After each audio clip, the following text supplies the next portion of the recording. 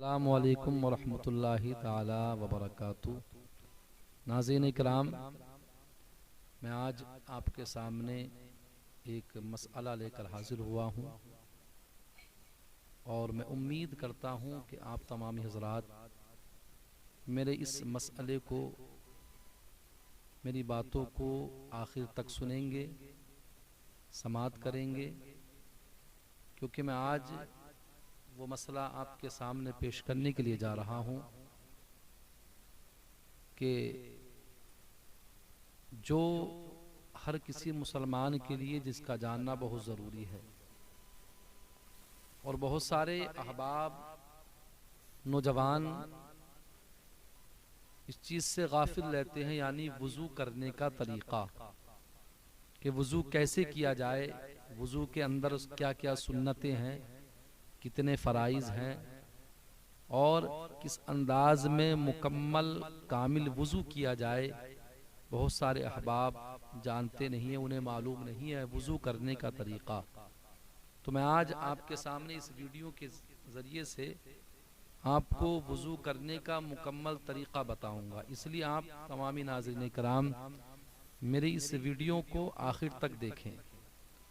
वज़ू करने का तरीक़ा, पहले तो अल्लाह रब्बुल इज़्ज़त ने कुरान मजीद के अंदर इरशाद फरमाया, या अय्युहल्लज़ीना आमनू इज़ा कुमतुम इलस्सलाति फ़ग़सिलू वुजूहकुम व अयदियकुम इलल मराफ़िक़ि वम्सहू बिरुऊसिकुम व अर्जुलकुम इलल कअबैन। अल्लाह रब्बुल इज़्ज़त कलाम मुक़द्दस के अंदर इरशाद फरमाता है, ऐ ईमान वालो, जब तुम नमाज पढ़ने का इरादा करो, नमाज पढ़ने के लिए खड़े हो, नमाज पढ़ने का इरादा करो, फ़ग़सिलू, तो तुम अपने चेहरे को धो लो, फ़ग़सिलू वुजूहकुम, तुम अपने चेहरे को धो लो, फ़ग़सिलू वुजूहकुम व अयदियकुम इलल मराफ़िक़, और अपने हाथों को धुलो, वम्सहू बिरुऊसिकुम, और सरों का मसा करो, वर्जुलकुम इलल काबैन, और टखनों समीत अपने पाँव को धुलो।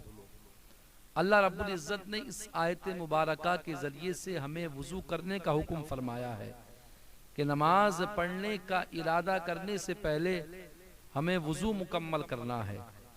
तो कुरान मजीद व फुरकान हमीद के अंदर अल्लाह रब्बुल इज़्ज़त ने जो हुक्म फरमाया वज़ू करने का, सिर्फ फ़राइज़ को बयान किया, यानी चेहरा धुलना, हाथ धुलना कोनियों समीत, और सर का चौथाई सर का मसा करना, और पाँव धुलना टखने तक, ये बताया।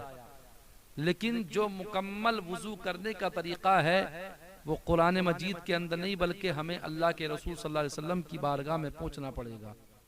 खुदा की बारगाह में हमें जाना पड़ेगा, खुदा के रसूल सल्लल्लाहु अलैहि वसल्लम की बारगाह में पहुंचना पड़ेगा कि खुदा ने मुतलकन वज़ू का हुक्म फरमाया, चेहरे को धुलने का हुक्म, पाँव को धुलने का हुक्म, सर का मसा करने का हुक्म और हाथों को धुलने का हुक्म, ये मुतलकन है। लेकिन हम जिस तरह से वज़ू करते हैं कि हर उज़्व को तीन बार धुलते हैं, मुंह धुलते हैं तो 3 बार, हाथ धुलते हैं तो 3 बार, और चौथाई सर का मसा करते हैं, पाँव धुलते हैं 3 बार, तो ये तरीक़ा हमें अल्लाह के रसूल सल्लल्लाहु अलैहि वसल्लम ने बताया है।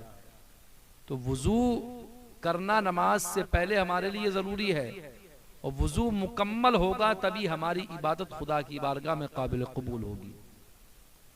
तो प्यारे नाज़रीन इकराम, हमें वज़ू करने का मुकम्मल तरीक़ा आना चाहिए। सुन्नतें क्या हैं वज़ू के अंदर और फ़राइज़ क्या हैं। सबसे पहले हमें इस बात का ख़ास ख्याल रखना चाहिए वज़ू करने से पहले कि हम ऊंची जगह बैठें। जब वज़ू करें तो हम जिस जगह बैठे हुए हैं वो ऊंची होनी चाहिए, और हमारा मुंह क़िबले की तरफ हो। ये मुस्तहब है, क़िबले की तरफ बैठना मुस्तहब है, अच्छा अमल है, उस पर सवाब दिया जाएगा। क़िबले की तरफ मुंह करके बैठना मुस्तहब है वज़ू करने में। और वज़ू करने से पहले हमें वज़ू की नियत भी कर लेना, ये मुस्तहब है, ताकि हम सवाब हमें मिल जाए। अगर हम नियत करके वजू शुरू नहीं करेंगे तो वजू तो हो जाएगा, लेकिन उस पर हमें सवाब कुछ नहीं मिलेगा। तो सवाब हमें हासिल करने के लिए, सवाब पाने के लिए वजू करने से पहले उसकी नियत भी जरूरी है। नियत क्या है कि हुक्म इलाही बजा लाने और सवाब के हासिल करने की नियत से वजू करता हूँ। ये दिल में सोच लीजिए या जबान से कह लीजिए कि मैं खुदा का हुक्म बजा लाने और सवाब के हासिल करने के लिए मैं वजू करता हूँ। ये नियत है वजू की। या दिल में भी इरादा कर सकते हैं इस चीज का, तो हमें सवाब मिल जाएगा। फिर उसके बाद हमें वजू करने से कबल बिस्मिल्लाहिर्रहमानिर्रहीम पढ़ना चाहिए कि ये सुन्नत है। हमारे नज़दीक, हमारे इमाम आज़म अबू हनीफा के नज़दीक सुन्नत है कि अगर हम बिस्मिल्लाह शरीफ पढ़कर वजू शुरू करेंगे तो इंशाअल्लाह हमें उस पर सवाब दिया जाएगा, सुन्नत का सवाब दिया जाएगा। तो अगर ऐसा नहीं है कि अगर कोई बगैर बिस्मिल्लाह शुरू किए वजू करे तो वजू नहीं होगा, वजू हो जाएगा। अगर किसी ने बगैर बिस्मिल्लाह के वजू किया तो वजू तो हो गया, लेकिन उस पर उसको सवाब नहीं दिया जाएगा।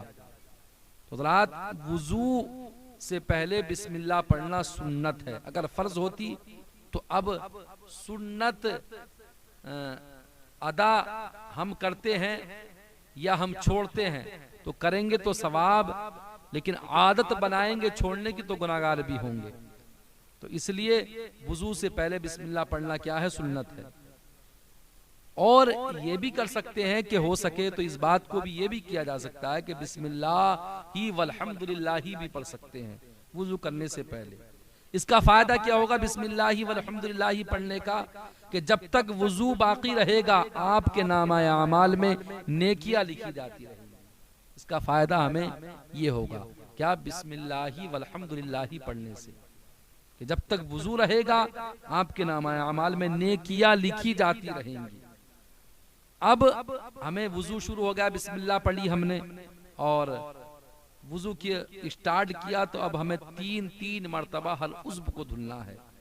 हमें पहले तीन बार दोनों हाथों को गट्टों तक धोना है और उंगलियों का उसमें खिलाल भी करना है। इस तरीके से खिलाल करना है, तीन बार हाथों को धुलना, उनका खिलाल। क्योंकि अगर इस तरह से अगर हाथ धोएंगे तो हो सकता है कि ये जगह हमारी यहाँ पर पानी ना पहुँच सके, सूखी रह जाए। अगर सूखी रहेगी तो हमारा वजू नहीं होगा। इसलिए हमें उंगलियों का खिलाल भी करना चाहिए ताकि हर जगह पानी पहुँच जाए। हो सके तो हाथ धुलने के बाद सुन्नत के मुताबिक मिसवाक भी कर सकता है। मिसवाक करना सुन्नत है, बड़ी फजीलत आई हदीस करीमा के अंदर। फिर उसके बाद 3 बार कुल्ली करना है, 3 बार कुल्ली। और कुल्ली ऐसा करना, अगर रोजा ना हो तो हम चाहे तो गलगला भी कर सकते हैं।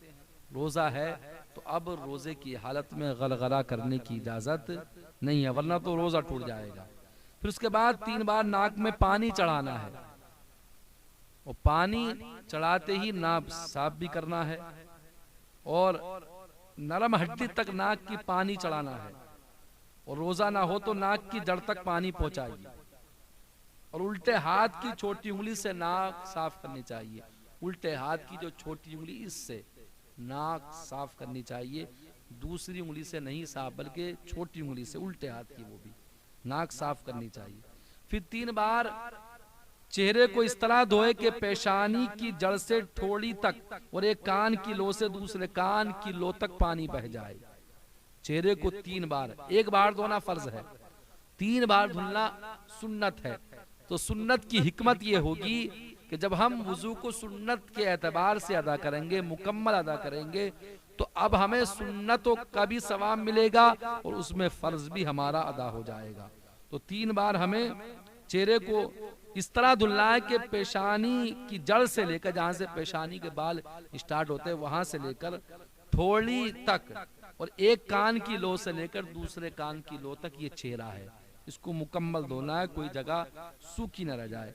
फिर 3 बार कोनियों समेत हाथ को धुलना है, कोनियों तक नहीं बल्कि कोनियां अंदर दाखिल हैं, शामिल है हाथ में। अगर कोनियों तक धुला तो ये जगह रह जाएगी, इसलिए फिर हमारा वजू नहीं होगा। इसलिए कोनियों समेत हाथों को धुलना ये जरूरी है हमारे लिए 3 मर्तबा। कि कोनिया से नाखून तक कोई जगह सूखी ना रह जाए, बाकी ना रह जाए, इसलिए इस तरह से हमें हाथ धुलना चाहिए। फिर दोनों हाथ तर करके एक मर्तबा पूरे सर का मसा करना है, दोनों हाथ तर होने चाहिए। अब सवाल पैदा होता है, क्या जब हम हाथ धुले हमने तो जो तरी हमारे हाथों पर रह गई है क्या उसी से मसा हो जाएगा या नया पानी मसा करने के लिए लेना पड़ेगा? तो उसका जवाब ये है कि वही तरी जो हाथ धुलने में रह गई थी, अगर हाथ तर हो तो उसी से मसा हो जाएगा, और हाथ तर ना हो तो नया पानी लेने की भी इजाजत है कि नया पानी ले लिया जाए, फिर उससे सर का मसा किया जाए। शर्त यह है कि हाथ तर होने चाहिए, अगरचे पहले उसको धुलने के बाद तर हो गए हों या बाद में नया पानी लेने से तर हुए हुए, बहरहाल शर्त है कि हाथ तर होने चाहिए, तब उसके बाद मसा होगा। फिर शहादत की उंगली से कानों के अंदरूनी हिस्से, यानी कि शहादत की जब हम मसा करेंगे तो शहादत की उंगली लेंगे, फिर कानों का अंदर का हिस्सा या मसा किया जाएगा, अंदर घुमाएंगे इस तरह से। फिर अंगूठे से बैरूनी हिस्से का और हाथों से पुष्ट की गर्दन का मसा करना, पुष्ट से गर्दन का मसा करना चाहिए। इस तरह से उंगली डालेंगे, फिर इन अंगूठों से इस तरह से कानों के बाहर के हिस्से का, फिर जो ये हाथों की ये पुष्ट है इसके पीछे से गर्दन का मसा ये करना चाहिए। ये हो गया मसा करने का तरीका। फिर दोनों पांव टखनों समीत, टखने शामिल हैं, टखनों तक नहीं, टखनों समीत धोइए, फिर दाएं पैर को, फिर बाएं, फिर पैर को धोइए। दोनों पैर की उंगलियों के दरमियान बाएं हाथ की छोटी उंगली से खिलाल करना चाहिए। दोनों पांव की उंगली के दरमियान इस तरह से खिलाल किया जाए कि अंदर की घाइयों के अंदर पानी पहुंच जाए। तो हर उज़्व को इस अंदाज में हमें धुलना चाहिए कि हर उज़्व पर पानी पहुंच जाए और बह जाए। और इमाम मोहम्मद गजाली रहमतुल्लाहि ताला अलैह फरमाते हैं कि हर उज़्व को धोते वक्त ये उम्मीद करता रहे कि मेरे उस उज़्व के गुनाह धुल रहे हैं। इमाम गजाली फरमाते हैं, इमाम मोहम्मद गजाली, कि जब किसी उज़्व को धुले तो ये उम्मीद करता रहे खुदा से कि मेरे हर उज़्व के गुनाह धुल रहे हैं, झड़ रहे हैं। ये है वुज़ू करने का तरीका। तो अल्लाह रब्बुल इज़्ज़त हम सबको सही माना में वुज़ू करने की तौफीक अता फरमाए। अस्सलामु अलैकुम रहमतुल्लाह।